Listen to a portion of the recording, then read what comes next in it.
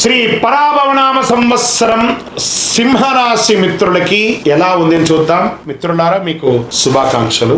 మఖా నక్షత్రం, పూర్వ పల్గుని, పుబ్బా నక్షత్రం, ఉత్తరా నక్షత్రం పల్గుని వారికి మొదటి పాదానికి సంబంధించిన మీరు సింహరాశి వారికి అప్పుడు గడుపుతున్నారు.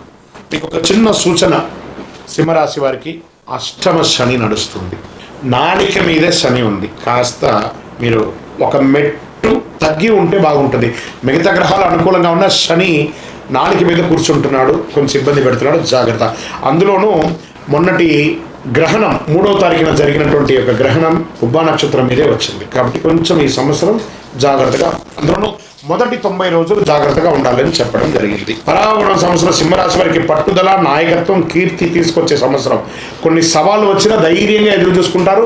పోస్ట్ ఆగస్టు మీకు చాలా బాగుంటుందని కూడా చెప్పచ్చు. ఇంకా శని భగవానుడు ఈ సంవత్సరం శని మీనరాశిలో 8వ స్థానంలో, అందుకే అష్టమ శని అని చెప్పి చెప్పబడింది, సంచరిస్తున్నారు. పనుల్లో ఆలస్యం, అనుకోని ఖర్చులు, ఓర్పు వ్యవహరించాలి.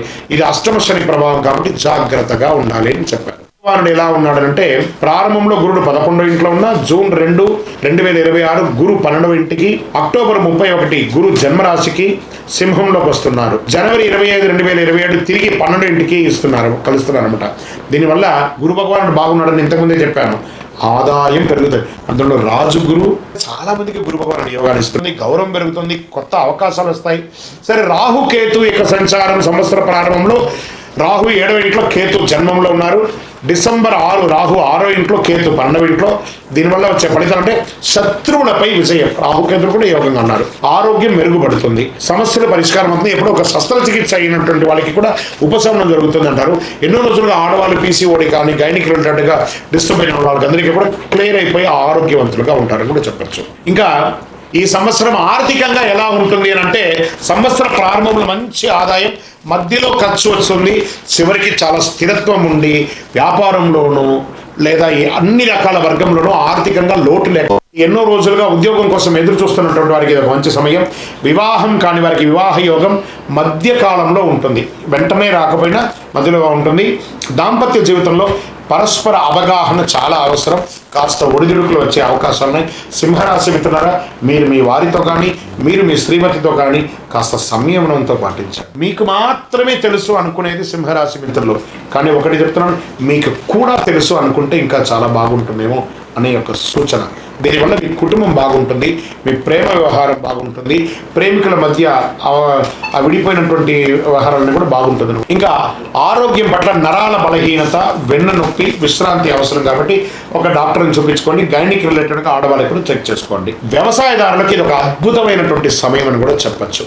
ఇక్కడ సర్వీస్ సెక్టార్లో ఉన్న వాళ్ళకి డాక్టర్స్, ఇంజనీర్స్ అని కూడా చెప్పచ్చు. డిపార్ట్మెంట్స్, పోలీస్ డిపార్ట్మెంట్స్ కానీ, డిఫెన్స్ కానీ, ఇలాంటి వాళ్ళు, బ్యాంకింగ్ సెక్టార్ వాళ్ళకి ఇది ఒక మంచి సమయం అని కూడా చెప్పవచ్చు. ఇది బాగా ఉంటుంది. ఇంకా కామర్స్లో ఉన్న వాళ్ళకి ఇది ఒక మంచి సమయం. ఈ సమయంలోనే ఎక్కువ తిరుగుతూ ఉంటారు కాబట్టి వాహనం నడిపేటప్పుడు జాగ్రత్తగా ఉండాలి. ఇంకా ప్రయాణాలు, ఆధ్యాత్మికమైనటువంటి యాత్రలు చేసే అవకాశాలు ఉన్నాయి, వృత్తిపరమైనటువంటి యాత్రలు చేసేటవి ఉన్నాయి. ఆ సమయాల్లో మీ యొక్క విలువైనటువంటి వస్తువులు జాగ్రత్త, అది మిస్ప్లేస్ అవ్వకుండా చూసుకోండి. ఉద్యోగంలో పురోగతి, ఇందులో రాజకీయ నాయకులు ఎవరైనా ఉంటే కూడా చాలా అద్భుతంగా ఉంటారని చెప్పచ్చు. పుబ్బా నక్షత్రం, పూర్వ పల్గుని ధనలాభం, ఉత్తరా పల్గుని నక్షత్రం మొదటి పాదంలో ఉన్న వాళ్ళకి కొత్త అవకాశాలు, పదవి ప్రభావం పెరుగుతుంది. సమాజంలో పెరిగే వారికి కొంచెం అనుకూలమైనటువంటి ఫలితాలు పొందే అవకాశం ఉన్నాయి. సంవత్సరం ఏదైనా ఉందంటే 1, 3, 9 అదృష్టమైనటువంటి రోజులు ఆదివారం, మంగళవారం. అదృష్ట రంగులు కేసరి మరియు బంగారు రంగం వారు. ఈ సంవత్సరం పరిహారం ఏమైనా ఉందంటే ఆదివారం రోజు సూర్యారాధన చేయాలి. బాగా గుర్తుపెట్టుకోండి, ఆరోగ్యానికి సంబంధించినటువంటి భాస్కరుడిని ప్రార్థించాలి. ఆదిత్య హృదయం ప్రార్థన చేయండి. సూర్యుడికి అర్ఘ్యం నీళ్లు వదలండి, తులసికి నీళ్లు వేయండి, ఎర్రని పుష్పంతో అర్చన చేయండి, గో పూజ చేయండి, గోవులకి ఆకుకూరలు, పండ్లు ఇవన్నీ కూడా పెట్టండి. ఇంకా సకల దోషాలు తొలగి ఆనందంగా, సంతోషంగా ఉండడానికి మీ యొక్క ఇష్టదైవం, మీ కులదైవం దేవాలయానికి వెళ్ళి ఒక మట్టి మూకుడు తీసుకొని అందులో మీ వయస్సు ఎంత ఉందో అన్ని ఒత్తులు వేయండి, చుట్టూ వేయండి. అందులో ఆవు నెయ్యి, కొబ్బరి నూనె, ఆవు నూనె, ఇప్ప నూనె, నువ్వుల నూనె ఇవన్నీ కూడా వేసి మిశ్రమం చేసి ఆ దీపాన్ని వెలిగించండి.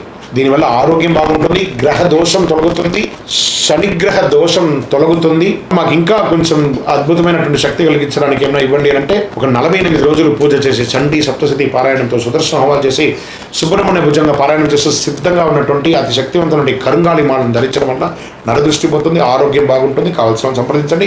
ఇంకను మీ వ్యక్తిగత జాతకం తెలుసుకోవడానికి మీ పరిసర ప్రాంతాల్లో ఉన్నటువంటి గురువుల్ని సంప్రదించండి. గురుగారు ఈ ఉగాది సంవత్సరం నాకు ఎలా ఉంది.